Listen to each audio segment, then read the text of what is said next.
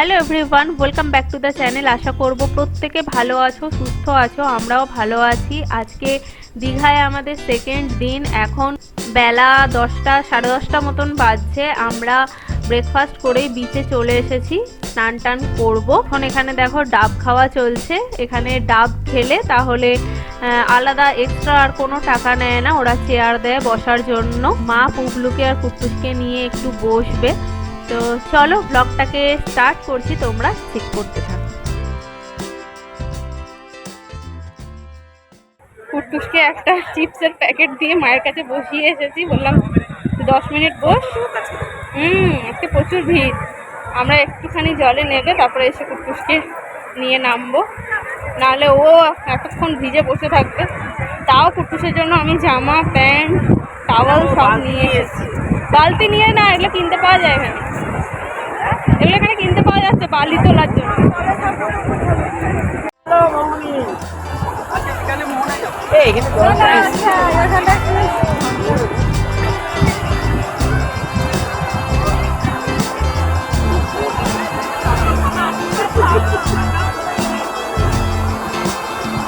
আর একটু জলে যাও।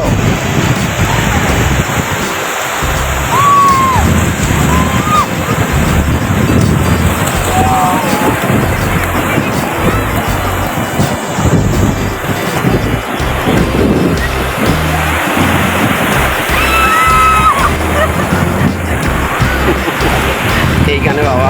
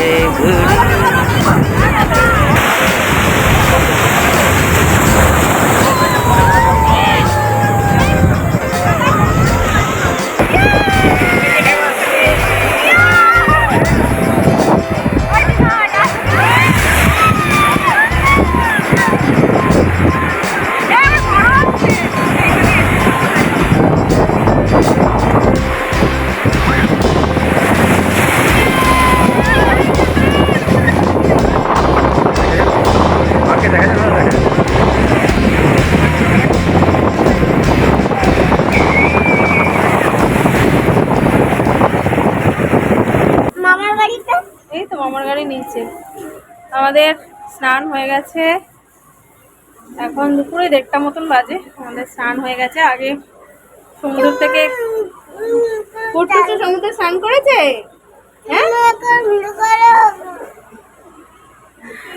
আমরা সমুদ্রে স্নান করে এসে স্নান করলাম। কই রে পুটুস, ভা খাচ্ছে। পুটুস সোনা ভা খাচ্ছে।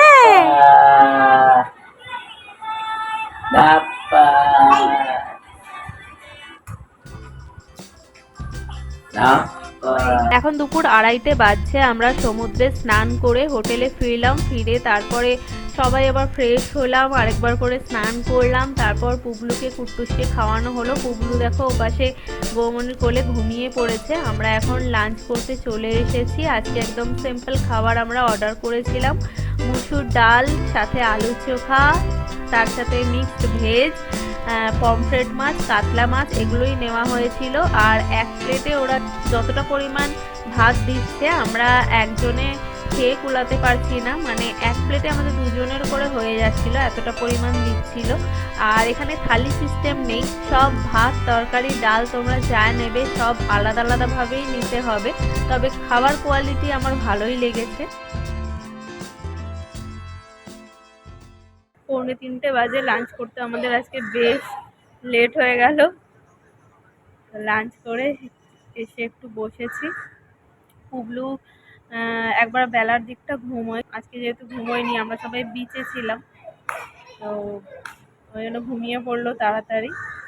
বৌমনি ওকে কোলে নিয়ে বসেছিল, আমরা সবাই খেলাম, তারপরে বৌমনি খেলো। এসে আমরা একটু বাইরে বসে আছি। এরপর ঘরে যাব, গিয়ে একটু রেস্ট নেব, নিয়ে আবার বেরোবো। আজকে একটু মোহনা যাব। কালকে আমরা উদয়পুর বিচ গেছিলাম, তারপরে আবার ওল্ড দীঘাতে এসে বসেছিলাম।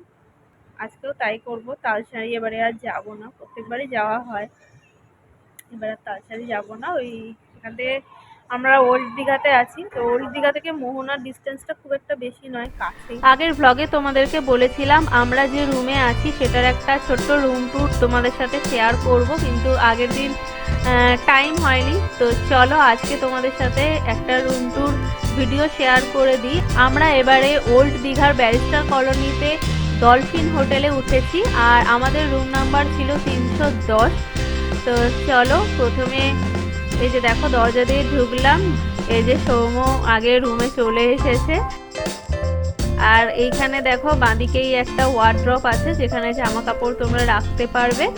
তার পাশেই হচ্ছে অ্যাটাচ টয়লেট আছে, আর একদম পরিষ্কার পরিচ্ছন্ন। দিনে একবার করে এসে ওরা 2 বোতল জল দিয়ে যায়, আর একদম ঘর ঝাঁট দিয়ে পরিষ্কার করে দিয়ে যাচ্ছে। আর এই পাশে দেখো একটা ছোট্ট সোফা আছে, এখানে আমরা জামা কাপড়ের ব্যাগ ট্যাগ সব রেখেছি। তার পাশে একটা ছোট্ট টি টেবিল মতন আছে, ওখানে জল টল রাখার জন্য। আর এখানে একটা অনেক বড় আয়না আছে, সাথে ড্রয়ার আছে টুকটাক জিনিসপত্র রাখার জন্য। এই যে দেখো বৌমনি। আর এপাশে 5টাতের একটা কিং সাইজের বেড আছে। এই সাইডে আছে ব্যালকনি, এই যে দাদা ব্যালকনিতে দাঁড়িয়ে আছে। দাদা বৌমনি এলো এখানে।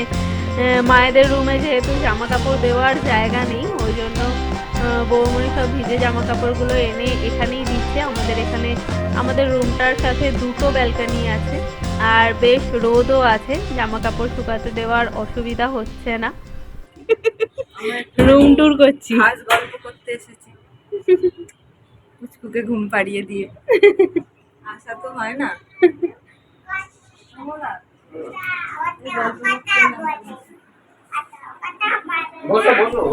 আর এপাশে দেখো এই যে টিভি আছে, আর এই সাইড দিয়ে আরেকটা দরজা আছে। এই গার্ডেনের দিকে একটা ব্যালকনি আছে, আমরা এখানে জামা কাপড় দেওয়ার দড়িটা টাঙিয়েছিলাম, এখানে জামা কাপড় শুকাতে দিচ্ছিলাম।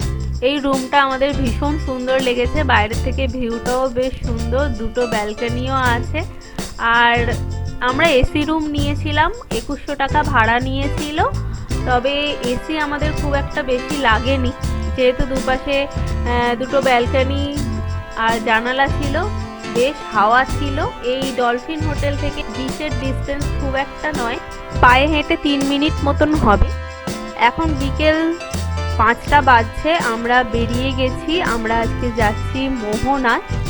লাস্টবার যখন আমরা দীঘা এসেছিলাম তখন এই মোহনার ভিডিও তোমাদের সাথে শেয়ার করেছিলাম। মা বাবা দাদা ওদের এর আগে মোহনা আসা হয়নি, তো ওই জন্য এবছর আমরা তালসারির প্ল্যানটা ক্যান্সেল করে মোহনাটায় এলাম। আর যেহেতু এবারে আমরা ওল্ড দীঘাতেই ছিলাম, ওল্ড দীঘা থেকে ওই 1 কিলোমিটার মতন হবে, মোহনাটা একদম কাছেই।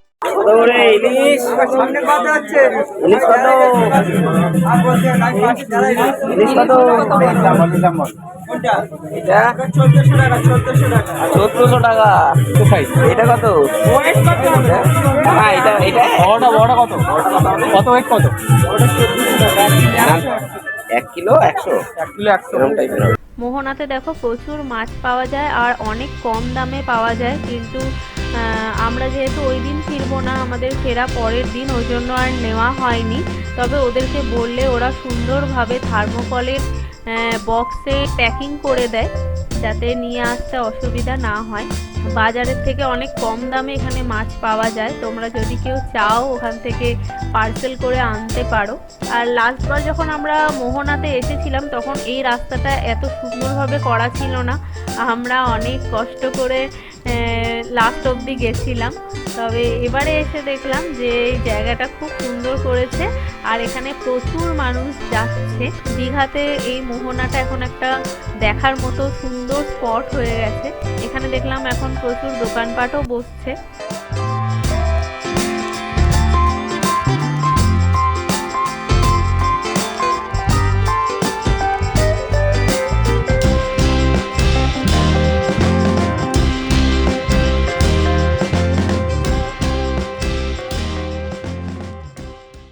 মরা তো না না স্টারফিশ বিষাক্ত আরো চুলকায় না গায়ে। তারপর গাছে কিছু বেরোতেও পারে। কোথায়? হ্যাঁ এখানটা ভর্তি। এখানে অনেক আছে, এখানে অনেক অ্যালার্জি থাকা। না জলে এখন না। জলে না, জলে এখন জলে যায় না। জলে তুমি ভিজে যাবে। এখন কি চান করার সময়, যখন চান করার সময়, যখন চান করার সময় তখন তুমি জলে ভিজে। হ্যাঁ মাছই মনে হচ্ছে, কোনো মাছ হবে, সামুদ্রিক মাছ। দেখো এগুলো সব আছে না। হ্যাঁ ছোট ছোট মাছ। পুটুস। আমরা এখন কোথায় আসছি? কোথায় এসেছি আমরা? আমরা মোহনাতে এসেছি। এখানে মাছ দাঁড়িয়ে আমরা কোথায় এসেছি? চুলগুলো ওর মুখে মুখে ঢুকে যাচ্ছে।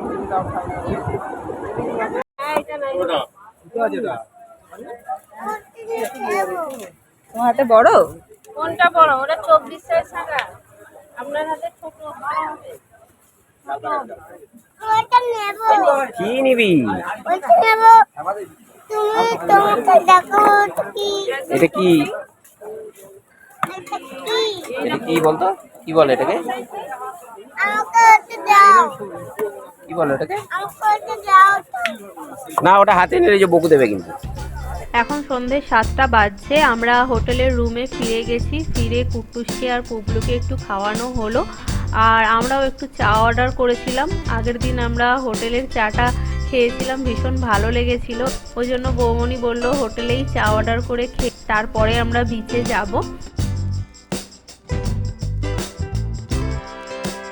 আমরা একটু চাটা খেয়ে নিলাম, খেয়ে তারপরে চলে এসেছি বিচে। এখানে টুকটাক একটু কেনাকাটা করব, যেহেতু কালকেই আমরা ফিরে যাব আর টাইম পাবো না। তাই মাকে বললাম যে চলো আজকে একটু টুকটাক কেনাকাটা করে নিই।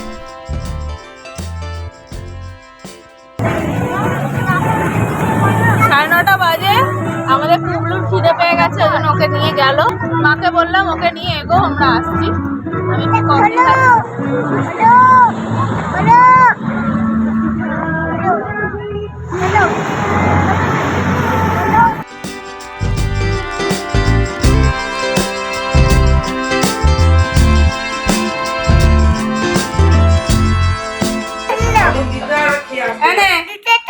এই দেখ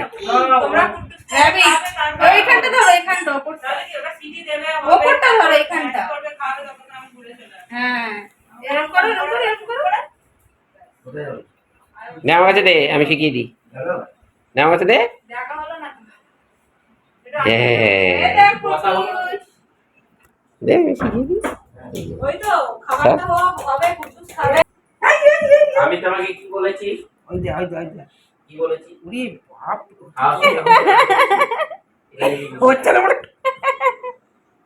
ঠক ঠক করে দিচ্ছি। এখানে এসে বসো, আবার হাসছে। তাড়াতাড়ি বড় কথা শুনতে হয়, তাড়াতাড়ি জামাই। ফেলে দিচ্ছি রে। এই ওদের কথা কি বলে?